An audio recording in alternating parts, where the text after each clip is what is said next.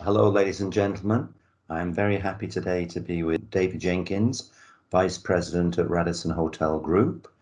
And it's going to be a pleasure talking with David now for the next 45 minutes, very much about the hospitality industry and hotel industry, of course, in Russia, CIS, and a couple of other markets. David, it's always a pleasure to talk with you personally, one-on-one, and to see you in meetings in Russia. And I look forward to that in the future. Could Me you too. give us a short background? I always like to say, what the heck are you people doing in Russia? Yeah, well, thanks, Danny. First of all, lovely to see you again. It's been quite some time since we had breakfast or whatever it was in Russia. So, haste you back, as we say. I've been here since 1995. I was just a slip of a lad, I guess, at that point. Came here having spent 5 years in Russia, in London, working for hotels. Spent about 10 years in hotel operations for various hotels, and then got into consulting, which is when our paths crossed, for various houses like JLL, Cushman's, and Horwath. Along the way, of course, married, children, built a life, built a dacha, and did all the domestic things that we do in Russia. And now I'm almost 6 years in Radisson, leading the development team for this part of the world, also including Balkans and Israel. And people ask, why are you still there? I mean, I would not be here if I didn't enjoy it. I think the people who are still here after so long and complain about being here, my answer is always go home. You have a home to go to. I think here is a challenge, but then where isn't? And there are good days and bad days. There are good things and bad things, but you make of it what you can. And I'm very fortunate to have a lovely wife and children and that part of my life, which allows me to have an anchor. And then, of course, a career that's been quite diverse and growing steadily over the years. It's not been a flat line at all. And learning new skills all the time. And also, Moscow's a great city. Yeah, What's not to indeed, like? indeed, and Yeah, it's got even more comfortable as time has gone by. Great. it really has. It really has. Yes. By the way, David, my first time there was 1978, and Wow. it was not comfortable. But Well, that's another. that was obviously a school trip. Yes. Yeah, kindergarten. Yeah, yeah. Yes. Um, well, hospitality, just in general terms, hospitality, hotels. I think if anybody doesn't know the industry, they'll be thinking, wow, it's been, murder and brutal. Mm. How bad has it been? But on the other hand, what lights have there been in global terms and generally for Mm. Radisson? And then we'll move into Russia and the other markets you handle. Yeah, I mean, obviously for Radisson, like all major and minor and independent hospitality segments have had a brutal year. Yes, that's correct. I don't think anybody saw it lasting as long. Clearly, we have a business model where we have many leased hotels, we have many managed hotels, and a lot of franchised hotels. We have a relationship with owners. We don't own hotels per se, but obviously when the traveling stopped, then the hotel occupancy stopped. And you have to then make a decision, do we keep the hotel open? Do we close the hotel? What's the minimum cost we can have to run a hotel when there's no occupancy? Can we It was a learning curve for everyone in the industry. No one has ever experienced this on a global scale. Yes, perhaps on some localized areas where there have been terror acts or things like this, we've always had to react, but nothing like this. So it was a huge undertaking, again, not just for Radisson but for the whole industry. And we decided to close hotels. That was the only thing to do. You had to, of course, converse with owners. We always understood theoretically what a break-even point was in a hotel. Well, after the last year, we all now know what a break-even point is in a hotel. We've lived it. And of course, we wanted to do what we could not to lay off staff. Not in some cases, you could furlough. In certain geographies, we could do that. Certain geographies not. These are all down to different countries. And then sometimes in the States would be certain states in terms of regulations, what they would do. But it was a real balance between protecting our own balance sheet, protecting our own business, protecting our staff, protecting our head offices, and at the same time, of course, working with owners who have obligations to the bank, who have obligations to their own shareholders.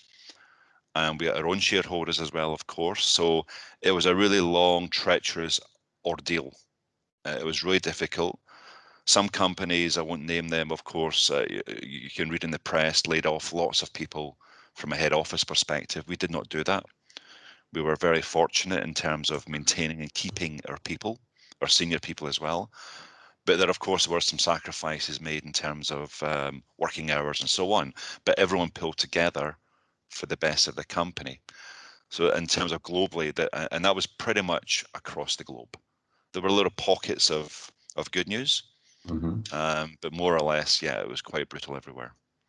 Just as a, we've all read the press, David, but as a global figure, not Radisson, but globally for hotel industry 2020, sales revenue capacity -50, -70, -80, or what globally? Yeah, I mean, it's hard to put a number on it, but I think you're in that area. I mean, look, the if you go from 85% occupancy to 5% occupancy overnight, Yeah. Okay. Right. And that 5% are people who are stuck there, who can't leave or who are isolating. Now, on the other hand, in certain countries, our hotels were used as hospitals, or they were used as isolation assets. In the UK, a lot of this happened in the UK. We had it certainly here in Moscow, and we did get some income from this. So we had doctors staying, or we had patients staying, or we had overflow. In some parts of the world where we have serviced apartments, they did extremely well because people couldn't travel, couldn't leave, so they went into a serviced apartment environment that were COVID clean, COVID friendly, so those benefited. Last summer, when there was a bit of a stop to the lockdown across most of the world before wave 2 came in, all the resorts did fantastic business. And then, of course, it stopped again when the second wave came in. But so there were little kind of peaks and troughs. And of course, as a group with 1,200 hotels globally, these are assets that could be used. And of course, you're working with local authorities, working with hospitals and doctors and whatever you could do to make some business, but also serve the community as well. And a lot of our hotels were preparing food baskets for the needy and helping prepare servicing the community as well. So there's a lot of that came out of it, which was really important as well from a brand image and a gesture to the communities we're in. All right. I'll move us now, David, obviously to your home territory, Russia, because thanks for that overview of the general dynamics. How does Russia compare with the rest? How did it shape up? What were the general trends and what were the specific ones? I mean, much in line with the rest of the world, the major cities, the Moscow, St. Petersburg, that relied upon international travel suffered the most. And we've seen that in Rome and London and New York and all the major Frankfurt, the cities that rely upon international travel suffered the most. Yeah. The secondary cities that rely upon domestic business had the kind of a better result because they didn't rely upon international travel for the fundamentals of their business. And then when you look at the resort side of things, we had a better 2020 in Sochi than we had in 2019. So that tells you something, because 2019 was an excellent year. So Russia was very fast at closing the borders. And in many ways, that was a good thing. They looked at what was happening. They just closed not everywhere, but they reduced. They made it very difficult to leave, very difficult to fly in. You had to have a reason. They were looking very closely at what countries they could keep trading with, but there were 4 or 5. And instead of having 5 or 6 flights to London a day, there were 2 flights a week. This type of thing. So, and that they did a great job, but of course that just cut all international business. and then the hotel occupancies dropped accordingly. Yeah, and we then we closed hotels.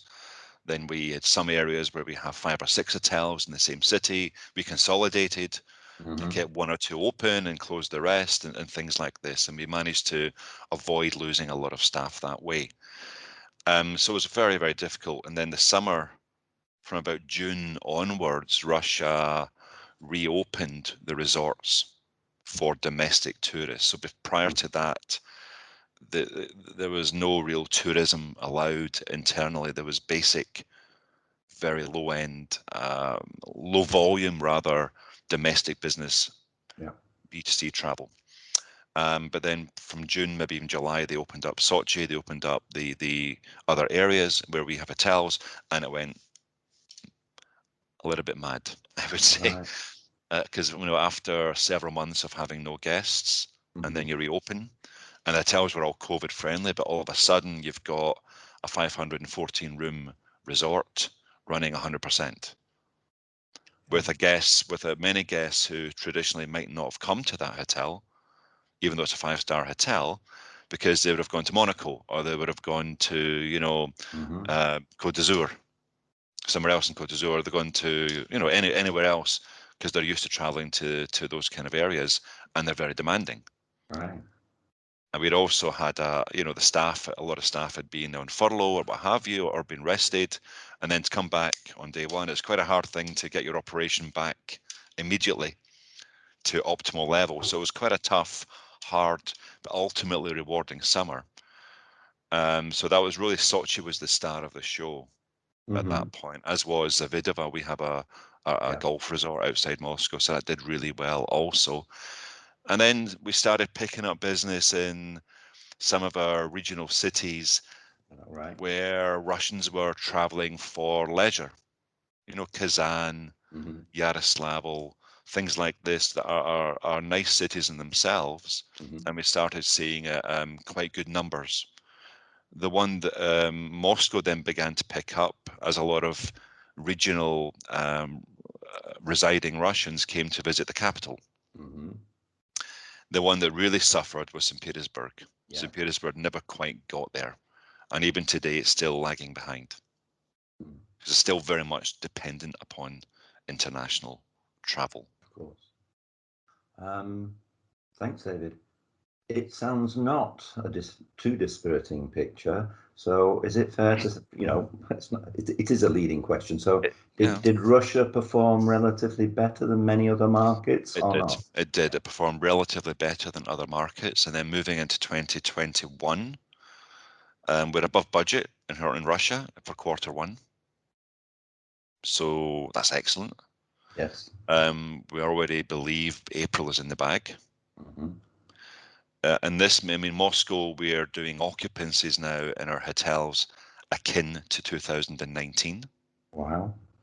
And that's all individual, domestic, corporate demand, with a little bit of leisure when it comes to the cities. Yeah, Moscow and whatever. There's a little bit of leisure, but it's mostly individual business travelers from within Russia. We've got one of our hotels doing 90%, which is astonishing. Now, the downside is the average rate is, of course, quite a bit lower, but we get that. That's okay. And what's really missing is the group business, the business group business. That will be the last thing to come back, but we are beginning to see signs of that coming back. Optimistically, the St. Petersburg Forum, which is always every May or June, has been announced as an offline event, so meaning that people will gather there in large numbers. So something like that kind of opens the gateway, opens the doors for larger scale events and meetings, and we're already beginning to get some inquiries for Moscow, Sochi, and things like this for business events, domestic still, but business events. So that we're very confident the rest of the year. Obviously, there's some geopolitics going on now that may impact that. There always are in this part of the world. But only I think 2 days ago, Russia stopped flights to Turkey. Exactly. Yeah. So that's going to give a huge boost to Sochi. It takes away from our hotels in Turkey though at the same time. So you're kind of we're a global company. You want to have a global approach. So of course you lose somewhere, but you can win somewhere else. No, And the resorts in Egypt, things like that will suffer because of if Russians don't travel. Yeah, absolutely. But then Sochi will be booming. What you say about Moscow and, domestic corporate business reminds me of the Soviet times when you would get the Communist Party cadres coming on a komandirovka to Moscow, and you didn't have much internal tourism in hotels and so on. So we've reverted back to that. You mentioned one thing I was going to ask you. You talked about the business events and so on. Presumably, the banqueting side, the groups as well, but banqueting, weddings, business events, conferences, presumption is that was badly hit. Did that recover? You've half It's been answered badly it. hit. I mean, globally, and it'll be the last thing to come back globally, because of course, smaller events with social distancing can take place, and we developed as a group the hybrid meeting solution where you can have on and offline events within the hotel. You can have Zoom through your television in your room. So we did we spent a lot of time the last year developing answers to the questions, solutions to the problems to allow business to continue. Here in Russia, the big social events aren't yet back, but they're coming, we believe. I think there's for whatever reason, there's a more relaxed attitude to lockdown here. One can argue it's because the state did not want to support business. They want business to support business. So what we do from our side as a hotel group is ensure that we have our own COVID program. We have our own cleanliness solutions. We have our own global way of working, and of course we work within all local regulations to be sure that we're COVID compliant to our internal policies and the geography we're in. This is developing and changing, but certainly those social events will come back slower. But the business meetings will start coming back, but certainly with more distancing, more spacing, and will be a kind of combination of on and offline. I think for the foreseeable year, at least, anyway. I agree with that. From our own business as well, that's our plan for activity going forward. I didn't know about the Zoom option on your TVs in your rooms. Yeah, we're developing that as well, because I think also we're constantly developing new concepts for hotels. Well, it's not my favorite word, but there's this concept called bleisure. Yes. It's not my favorite word, but it is what it is. And it's the assumption that people haven't been traveling for so long for any reason. So once they get the opportunity to travel, whether it be for business, whatever, they won't do the 1-day business trip. They might spend 5 days because they know they're going to travel less frequently, but for longer. And then what that might end up being is tagging on a long weekend at the same time, because I don't know when I'm traveling again. And so all of our hotels, especially in cities that are tourist friendly, are looking at working on tourist programs or solutions, and also solutions in the guest room where they can work more efficiently from their room for a longer period of time. And that includes obviously this type of forum, be it Teams or Zoom or what have you, to be able to work efficiently when you're away from your office for longer.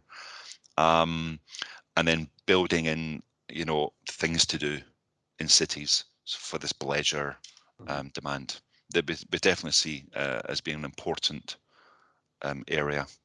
And that gives us hope that even though people might travel less frequently, they may travel for longer, and then your occupancy clearly doesn't suffer so much.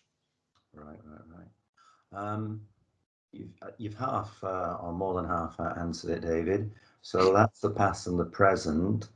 Given the trends we're talking about, I would assume the presumption is Russia and your markets 2021-2 will proceed pretty reasonably. I mean, touch wood, as we say here in Russia, but yeah, I mean, obviously, if you speak to STR guys and you speak to all the statisticians, the assumption of 2019 levels coming back in Europe is 2023-24 for Europe. Yeah.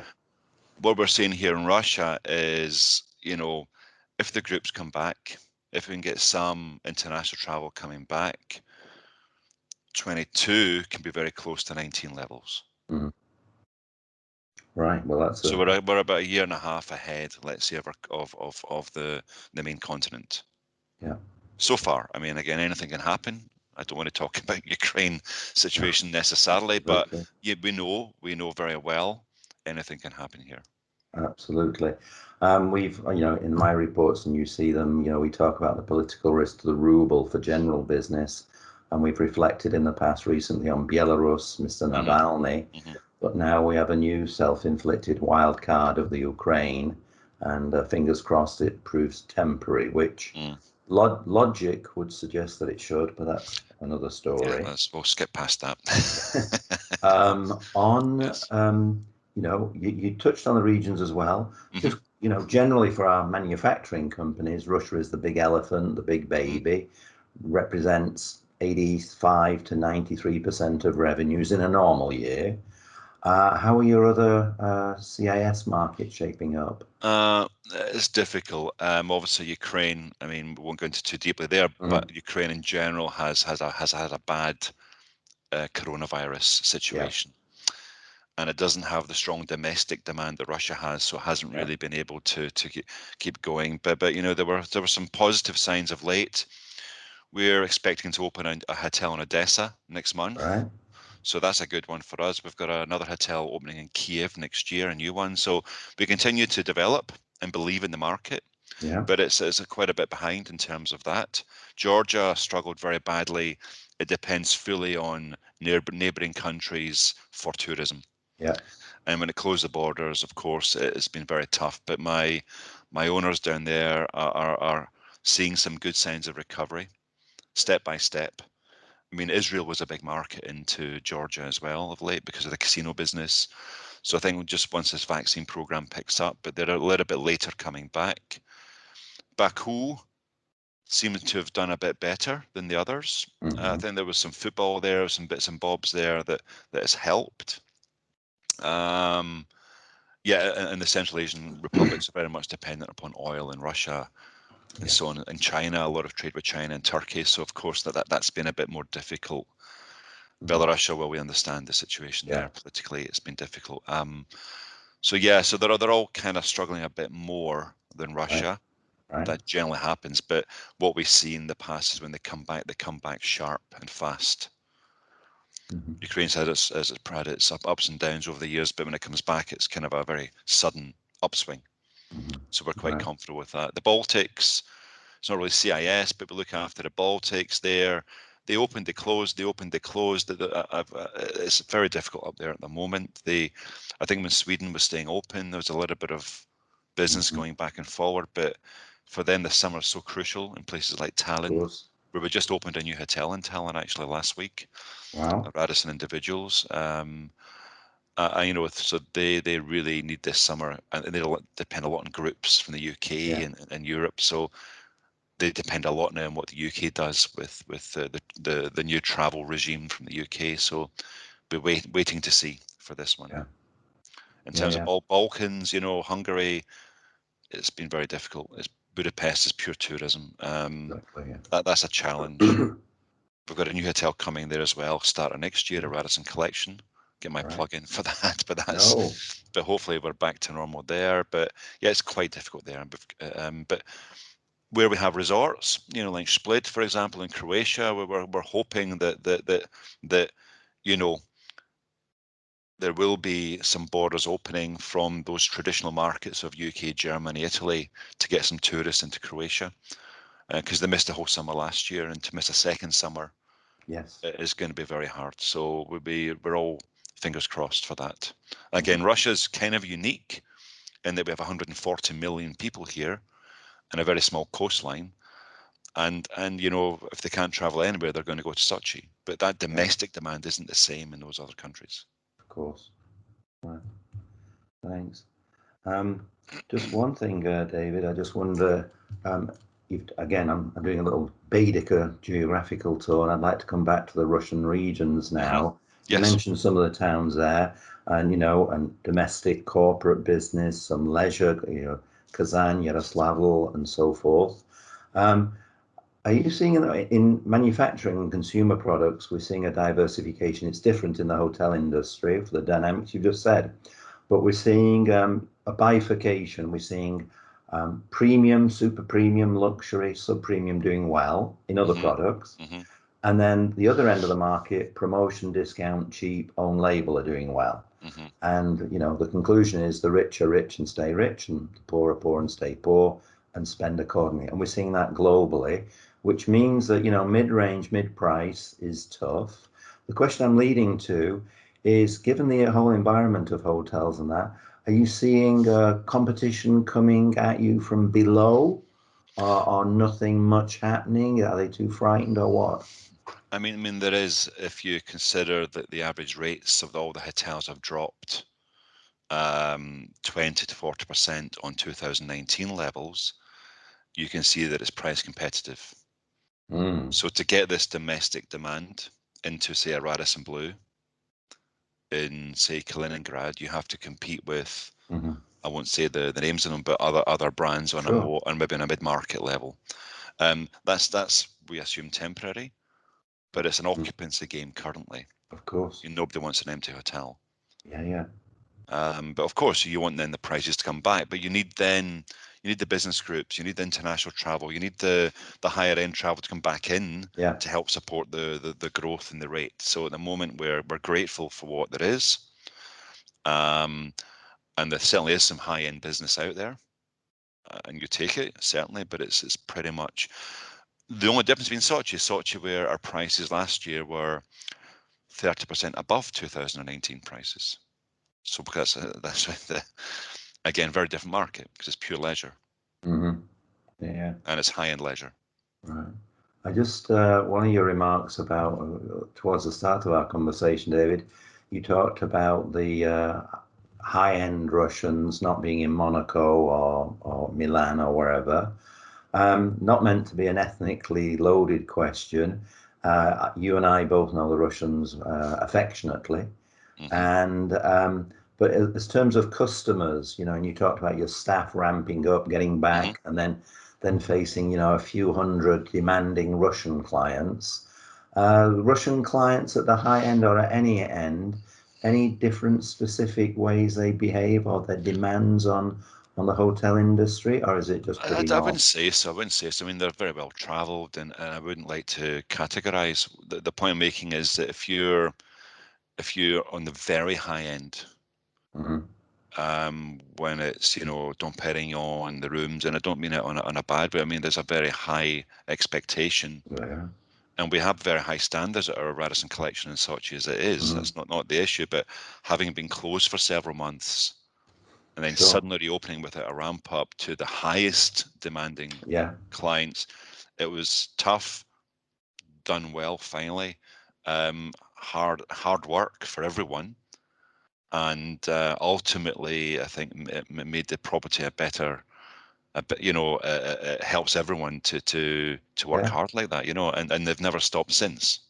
That's the point. They've never stopped since they had an amazing Christmas, New Year, and our hotels in the ski slopes have had the best year ever up there in Sochi. So because nobody was going to the Alps this year, so again they all went to Krasnaya Poliana or Rosa Huta, where we have our hotels, and even our Zavidova outside of Moscow, it was packed, and you're not usually that. Usually, there's some space. Yeah, there's some time of a deep breath.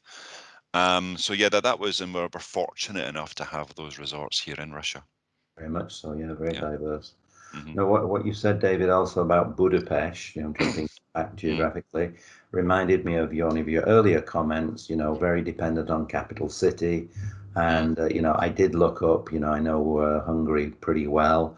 And as well as I do, the Budapest hotel industry really got whacked, whereas relatively on Lake Balaton, with domestic staycations, it held up a little bit. Just everything you said, just pitching back to the Russian regions again and your development, it's a tricky one because let's see what happens in the next 12, 15 months. But for the Russian regions, is that, was it and will it be a priority, or is it a mid-priority, or is it Moscow, St. Pete's and No, Sochi? it remains a priority. We have, we opened our first hotel in Moscow 30 years ago.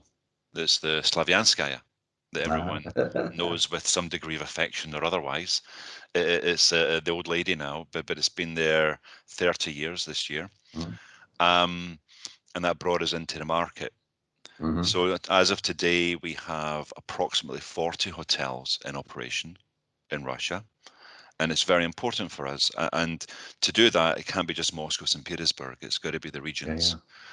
I mean, last year we signed and opened 2 converted hotels, one in Saransk, one in Ulyanovsk. So signing and opening at the same time. They were previously different brands. We're opening this year in Rostov-on-Don, our second hotel, a Radisson. We're opening the year after that in Perm, a Radisson. So we're always looking at new places to be. We're seeing a lot of interest still from Sochi for new projects, which makes sense. The demand is there. So, developers will follow the trend. They sometimes make a trend, but, the demand has to bring the development. So that's happening. We're opening a new Radisson Blu in Moscow early next year. So that's great. It's always a big thing to open a new hotel in Moscow. We've got Radisson Blu underway in St. Petersburg. It's probably a couple of years away. So yeah, there's certainly, for us, the regions are very important. We want to be where we're not. It's a very big country, as you well know. And 40 hotels can easily be double that, So we have a new brand we launched called Radisson Individuals. Sorry for the plug, but this is more of a conversion brand. So that might get us some opportunities to look at existing hotels that can join as an affiliate. And this is something we're looking at quite closely now. To try and work with existing hotels that aren't really brandable in the traditional sense, but want to join the network and get access to loyalty program and the reservations program, but without going through an expensive refurbishment that nobody has the money for today. So that's something we're quite excited about. So yeah, it remains a target. We as a team, we did our targets last year here. We're on target this year. As an EMEA development team, we did 40 plus hotels in EMEA last year, signing. Expect to do the same, if not more, this year. So as much as operationally it was a terrible year across EMEA and the globe, I think we all had a good development year. People saw opportunities. Developments continued. There's a fundamental strong belief in hospitality trade from the banks supporting developers. And there's a great opportunity, as I said, to look at conversions of non-branded hotels into branded hotels, as international travelers will start to look at branded hotels as being the safe option, as being the COVID reliable options. And this is something we're seeing. And obviously, a lot of independent hotels may struggle financially, and bringing in a brand to open where they can get business from will become very important as well. Absolutely. So those are many opportunities there. The big 5-year, long-term, massive developments. Of course, these are rare at the moment, but the quick conversions, quick city centre turnarounds, we're seeing a lot of this across EMEA. Right. And so, I can draw that conclusion, and it's the right one. You're diversifying the brand a little bit and stretching it into those new brands, diversifying geographically, of course, that's an extension. Because, David, I see across all the companies we work with in all sectors, diversification is a key winning factor in general. And related, of course, and it's a no-brainer for you, localization is the other driver, and so on. We had just quick on that, because when you started working with us years ago, we only had really Radisson Blu and Park Inn. We had 2 brands, and now we have 8 brands. So also you have to add options for the market. You have to create product that the market wants. And that's for any business, of course. We've done that. And also we're developing our service department offering that we didn't really have before. Yeah. So those are brand extensions. So again, sometimes you're ahead of the curve, sometimes you're reacting to a market, sometimes you're looking at what your competition is doing, sometimes you're maybe you've got that idea first. So it's a combination of all, isn't it, really? Mm-hmm. And I go along with you. I think it's a global trend we're seeing. Generally the truism is that big brands have come out pretty well. You mentioned it for the COVID security, safety, and all that is related to that. But the smaller mosquito attacks from little innovatory companies in IT, pharma, and other sectors, they tended to struggle more. And I take the point. Mm-hmm. Just as a closeout, David, you referred to it several times. One of the very positive truisms, and we have an HR talent webinar tomorrow, Oh, yeah. is that for 30 odd years, I've been hearing from our executives that Russian staff and CE and CIS staff are very good, dedicated, and amongst the best staff in the world. Throughout last year, I've heard this perhaps even more forcefully as a generalization. And I've been on the calls with several people this week and last week, and two or three people have said, one executive from a consumer products company said last week, our staff have performed the best in the world in Russia. Now, it's all very good massaging of that theme there. What's been the reality for you? White collar office, head office people, and the teams in the hotels. I think concurring what you're saying. I mean, we as I touched on, we didn't make any major redundancies. I mean, I think that's important from a culture of the company. Yes. Supported by the owners of the company, the shareholders of the company, Jinjiang. It's important that wasn't just let's get rid of 25% of everybody and save costs that way, because people are very hard to replace. And so we worked very hard on maintaining the staff levels, working with people on what was comfortable for them in terms of remote working or how many days in the office they could spend if the office was open or closed. And on the hotel level, really, really limiting the staff reductions to the bare minimum. Because again, once you've lost someone good, you can't, you never want to get rid of somebody who's good. And the teams all worked very well. And as I was touching on before, if you look at what happened in Sochi, Zavidova, when the business suddenly comes back, everyone had to really work hard. Yeah. And maybe we're not necessarily getting full salaries, etc. at the time. And that's a great testament to the work ethic of the people, and from a corporate office, if we were maybe on a, not working a full week, everyone's still working. Yeah. Everyone's working hard. There was no furlough scheme in Russia, so everybody had to just get on with it.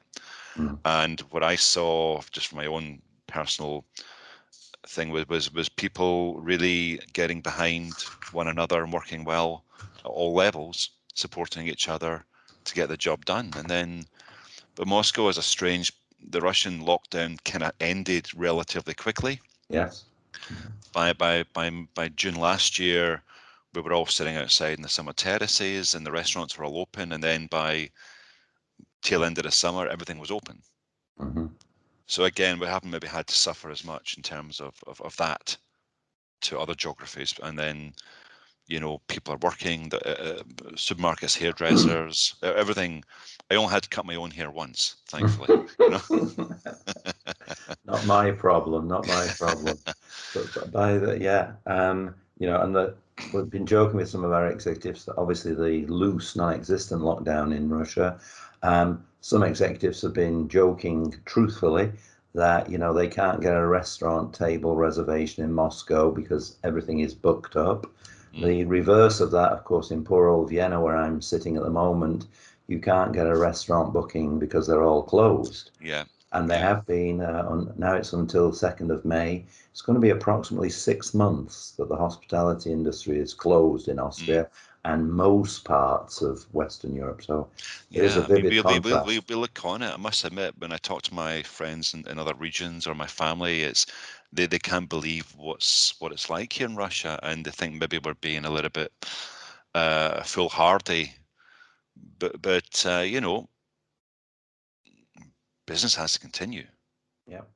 And the hospitality, the leisure industry here, the retail business has continued to work well. And again, there are reasons for that, maybe to do with lack of government support programs, no furlough schemes, etc. But as a business, we're of course grateful that we can operate. But we do so from our perspective in a very COVID-safe manner. Great. Thanks, David. Just important to mention. No, we Yes. take it for granted. Yes, As yes. you said before. Mhm. One very small closeout question, David. You tantalized me. You said you have a Radisson Blue hotel opening next year in Moscow. Yes. For my own personal curiosity, and maybe for listeners, where in Moscow, which metro station? Okay, that's going to be on Leninsky Prospect. Yeah. And the closest metro there is Prospect Vernadskava. Okay. It's on the road out to Vnukovo. Yeah. No. It's a long road. It's a long road, like many roads in Moscow. That's right. That's right, Dave. Well, all good luck with It that. heads out onto Kievsky Chaussee in that way. So it's yes, it's the new headquarters of Novatech company and the hotel's there. So we're very delighted with that. That should be Q2 next year. Marvelous. Well, hey, David, coming into this call, I knew the global industry had a tough time.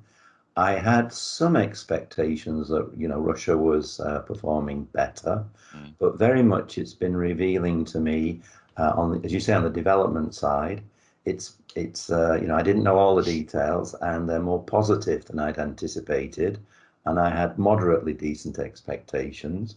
So I'm very pleased for you, your colleagues, and your friends in the industry that surviving head above water, whatever phrases one wants to use, but it's not as catastrophic as it could have been. No, And certainly things not. move ahead. Yeah. Well, great. Listen, thank you, Danny. Always a pleasure. Right. We hope to see you in person sooner than later. Absolutely. And I hope we can get traveling around with all our friends and colleagues as well. Absolutely. So, David, formally, thank you very, very much. And we look forward to distributing this to all the group members, and that'll be fun.